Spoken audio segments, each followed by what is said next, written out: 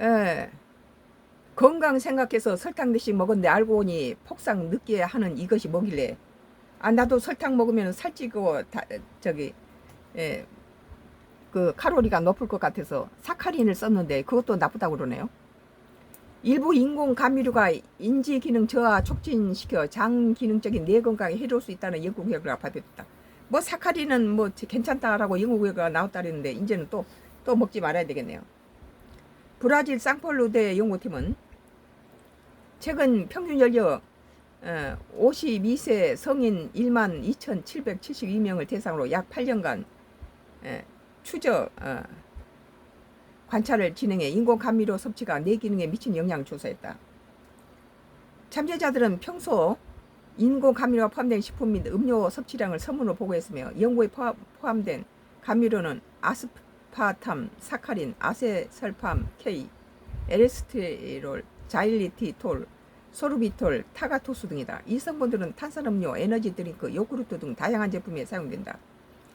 연구팀은 섭취량에 따라 참여자들 세 그룹으로 나눴다. 인공 감미료를 가장 많이 섭취한 그룹은 하루 평균 191ml, 인공 감미료 탄산음료 한 캔 수준을 가장 적게 섭취한 그룹은 20mg을 섭취했다. 이어 연구 시작 시점 중간 종료 시점에서 인지 능력을 측정해 언어 유창성, 자극 기억, 단어 해석 능력, 처리 속도 등을 평가했다.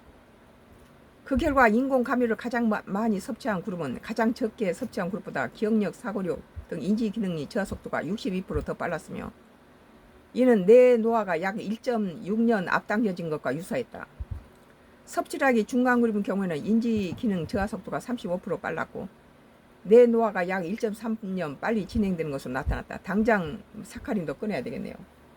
달지 않게 먹어야 되겠어요. 특히 60세 미만이거나 당뇨병이 있는 경우 인공 감미료 섭취로 인한 언어 유창성, 인지 기능 저하가 두드러졌다.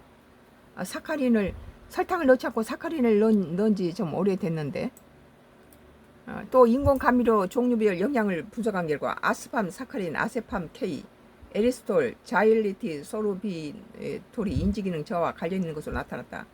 뭐 사카린이 뭐 상관없다 해서 사카린을 썼더니 반면 타카토스는 예과성이 없었다.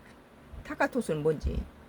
연구를 이끈 클라우디 카미에스모토 박사는 인공 감미료는 특히 당뇨병 환자에게 설탕의 대체제로 널리 사용되고 있다며 이번 연구로 일부 인공 감미료가 인지기능 저하와 관련 있다는 사실이 드러난 만큼 보다 건강한 대체제를 찾기 위해 추가 연구가 필요하다고 강조했다.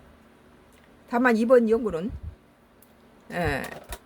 단순 관찰 연구로서 인공 감미료 섭취와 인지기능 사이의 상관관계를 확정적으로 밝히지 못했고 모든 인공 감미료가 분석 대상에 포함된 건 아니었다는 한계가 있다. 이 연구 결과 최근 신경학에 게재됐다.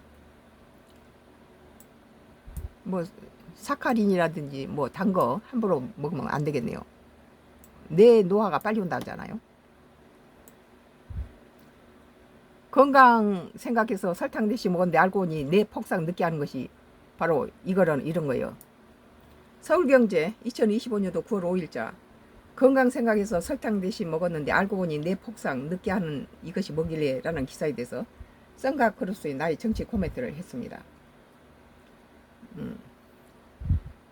오늘 썬가 크루스 나의 정치 코멘트 여기서 끝내겠습니다.